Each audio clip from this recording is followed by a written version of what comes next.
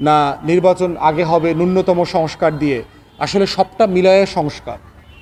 নির্বাচনটা সংস্কারের একটা মোটা দাবি, এবং আপনারা দেখেছেন যে অন্তর্বর্তীকালীন ক্ষমতায় সরকার আসার পরে, দায়িত্ব নেবার পরে প্রথম যে 6টা কমিশন করেছেন, এই 6টা কমিশনের একটা কমিশন কিন্তু নির্বাচন রিলেটেড কমিশন, এবং যারা ইতিমধ্যে আপনার এই রিপোর্টও দিয়ে দিয়েছে, ডিসেম্বর মাসে তারা তাদের প্রতিবেদন দিয়েছে, সুপারিশমালা দিয়ে দিয়েছে।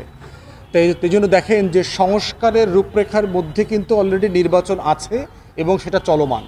তো সেই জায়গাতে আমাদের এখানে আমরা কোনো ন্যূনতম বিরোধ দেখতে পাচ্ছি না। যেটা গুরুত্বপূর্ণ সেটা হচ্ছে আমরা যেটাই করতে চাই সেটা যেন ঐক্যমতের ভিত্তিতে হয়। অন্তর্বর্তীকালীন সরকারের সাথে যখন আমাদের একাধিকবার দেখা হয়েছে, প্রফেসর ইউনূসকে এবি পার্টির পক্ষ থেকে আমরা পরিষ্কার করে বলেছি যে আপনি 1.5 থেকে 2 বছরের মধ্যে ঐক্যমতের ভিত্তিতে যে কাজগুলো করা সম্ভব সেগুলো করবেন, এবং আমরাও আমাদের দলের পক্ষ থেকে বলেছি 1.5 থেকে 2 বছরের মধ্যে নির্বাচনটা হয়ে যাওয়া দরকার। অন্তর্বর্তীকালীন সরকারও যে রোডম্যাপটা দিয়েছে আপনার এই বছরের শেষে অথবা আগামী বছরের মাঝামাঝির মধ্যে, এটা মোটামুটি আমাদের মোটা দাগে যে প্রস্তাবনা ছিল 2 বছর, সেটার মধ্যে সেই ফ্রেমের মধ্যে আছে।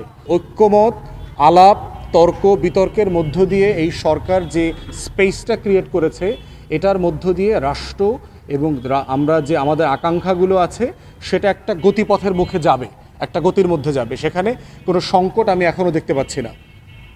তাই সংস্কার বলেন, বিচার বলেন, নির্বাচন বলেন, পুরোটা আলোচনার ভিত্তিতে হবে। এই ব্যাপারে আমাদের এখন পর্যন্ত সন্দেহ করবার মতো কোনো জায়গা নাই। মোটা দাগে আমরা দেখতে পাচ্ছি যে বাংলাদেশে এই মুহূর্তে নির্বাচনে ক্ষমতায় আসার মতো দল আসলে একটা আছে, বিএনপি ছাড়া ইনফ্যাক্ট অন্য কোনো রাজনৈতিক দল নাই। যদিও আওয়ামী লীগকে নিষিদ্ধ করা হয় নাই, কিন্তু আওয়ামী লীগ নির্বাচনে মাঠে থাকবে অথবা খুব ভালো প্রতিদ্বন্দ্বিতা করতে পারবে এমনটা আমরা বিশ্বাস করি না। এবি পার্টি বিশ্বাস করে যে বিএনপি ক্ষমতায় আসলেও খুব বড় ল্যান্ডস্লাইড নিয়ে যদি আসে, এটা দেশের জন্য, বিএনপির নিজস্ব স্বার্থে এবং দলের স্বার্থে এবং গণতন্ত্রের স্বার্থে এটা ক্ষতিকর হবে। তারা বাকশাল মডেলে প্রচণ্ড জুলুমতন্ত্র কায়েম করবার সম্ভাবনা আছে। এই রাষ্ট্র গত 53 বছরে একটা সমস্যারও সমাধান করতে পারে নাই, অথচ এই মশার কামড়ে মারা যাবার কোনো যৌক্তিক কারণ নাই। এখন প্রশ্ন হচ্ছে যে এই অন্তর্বর্তীকালীন সরকার সবার সরকার, এই প্রত্যাশাগুলো সে বাস্তবায়ন করবে কি দিয়ে?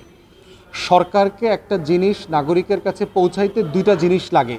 একটা হচ্ছে সরকারের ব্যাংক অ্যাকাউন্টে টাকা থাকা লাগে। রাষ্ট্রের ব্যাংক অ্যাকাউন্ট আওয়ামী লীগ ফাঁকা করে দিয়ে গেছে। এই রাষ্ট্রের ট্রেজারিতে আমাদের কোনো টাকা নাই। সরকার ব্যাংক থেকে কর্জ করে তারপরে টাকা ছাপায়ে সরকারি কর্মকর্তা কর্মচারীদের বেতন দিচ্ছে। বেতন দেওয়ার মতো কোনো টাকা আওয়ামী লীগ এখানে রেখে যায় নাই। 40টা ব্যাংক লুট করে আওয়ামী লীগ রেড জোনে রেখে গেছে। প্রত্যেক দিন আওয়ামী লীগের আমলে 1.5 থেকে 2 হাজার কোটি টাকা পাচার হয়েছে প্রত্যেক দিন।